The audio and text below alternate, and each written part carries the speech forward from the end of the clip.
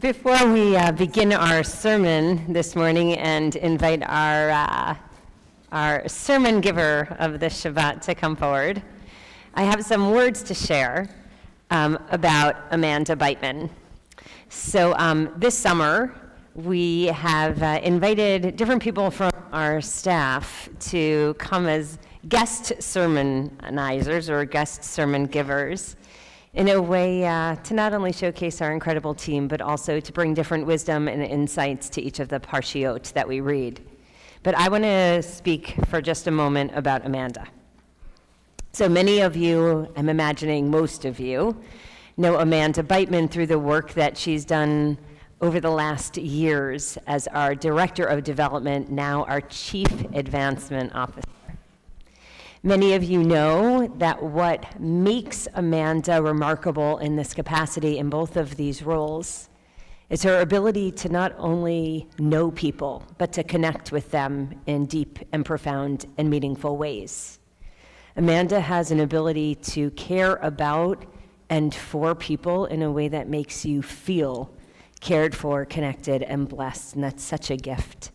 She also has an incredible ability to engage people and to bring people together in community, and that feels like it is a blessing to us each and every day, both as a staff and also as a congregation.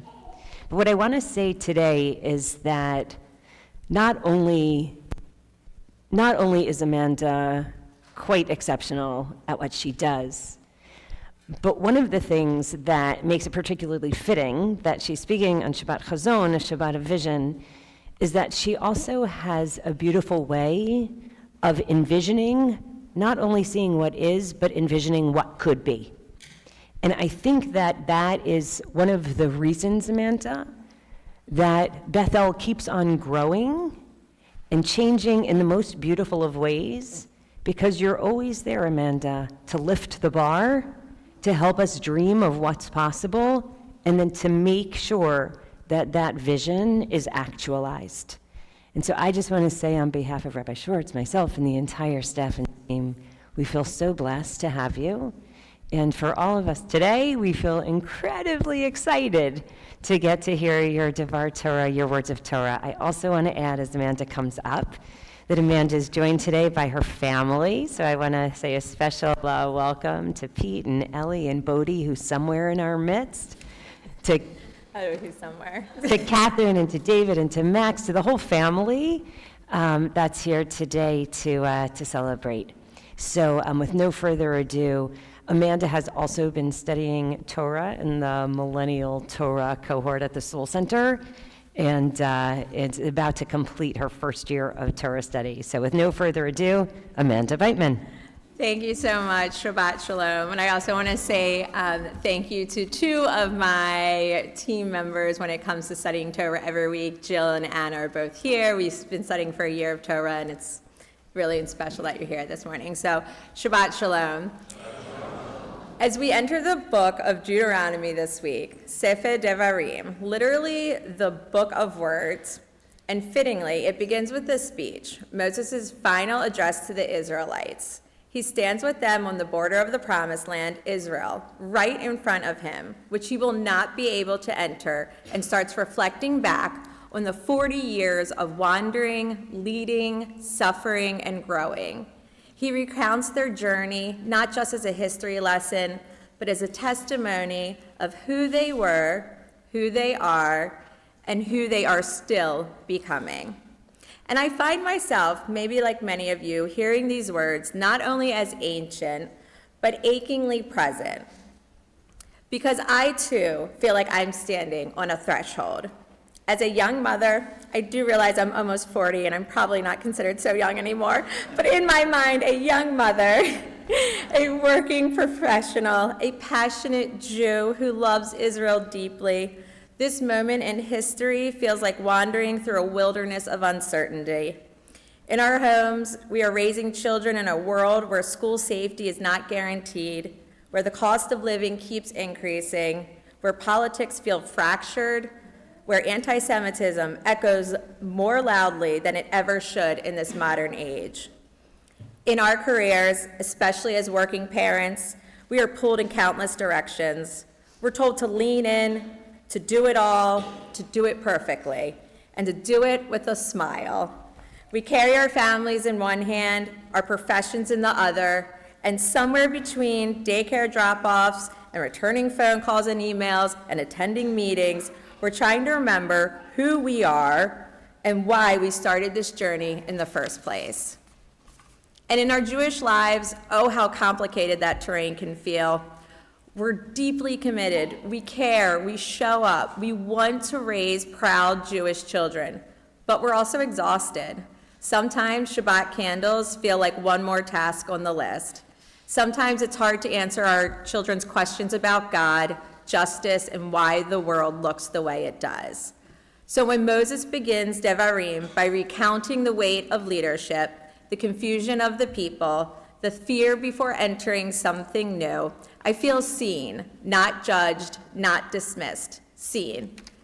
As Moses had cried out, "How can I bear your troubles, your burdens, and your disputes all by myself?"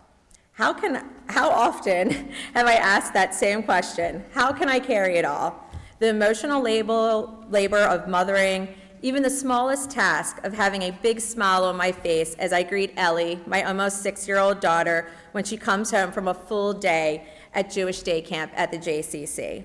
The emotional labor of smiling and pushing everything else to the side that happened that day. The call with the donor that wasn't happy with the results of a project, a friend who shared they had been hurt by me from feeling distant from my lack of returning calls in a timely manner. The weight of showing up in staff meetings, bringing my best self to a space to think creatively and meaningfully for our community. The pain of watching the news and wondering what kind of world my children are inheriting. I feel sad when I see articles that speak against Israel, and I try to defend her constantly. The invisible burdens no one else sees, and there are burdens, heavy ones. But here's the quiet power of this Torah portion. Moses doesn't give up. He delegates. He adapts. He moves forward. He blesses the people. He shares his truth, not to retreat from leadership, but to deepen it. He names his limits, and in doing so, he leads more fully. There is deep sacred promise to this. Permission for us, especially as women and mothers, to say, I am doing holy work, and I am also tired, and I need help. Permission to say, I am enough, even when I don't finish everything, even when I feel uncertain. Permission to walk into the unknown, like our ancestors did, not with perfect confidence, but with stubborn hope. Parashat Devarim always falls before Tisha B'Av, the saddest day in the Jewish calendar. And more importantly, it is the day we remember destruction. Yet the parasha itself is filled with memory, hope, and preparation. This is not a story of despair, but of legacy. It reminds us that we come from people who wandered and made it, people who wept and still sang, people who faced impossible choices and chose life over and over again. Does this not sound familiar? And we, in this painful chapter of global Jewry, are weeping, and we are part of that same unfolding story. And that's why I believe deeply that I am educating my children to live a full Jewish life, that even in the chaos, I'm doing my best to instill in them the values I was raised on, the joy we feel when we come together for holidays, the sanctity of community, the unshakable belief that our tradition matters. And I want to say with a full heart that I have learned those values from my parents, Catherine and David, who are here today.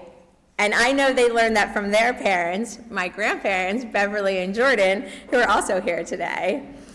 It is their love, their consistency, their example that planted the seeds of Jewish life in me. And my hope, my prayer, that those seeds will take root in my children's lives and carry them forward, so that they too one day can stand at their own threshold with courage and faith. To the mothers here, your patience is part of the Exodus story. Your lullabies are part of rebuilding the temple. To the professionals, your integrity in the workplace is a form of Kedusha Hashem, sanctifying God's name. To the Jews struggling to find light in dark times, your questions, your resistance, your insistence on lighting candles every Friday night, they are the very soil from which redemption grows.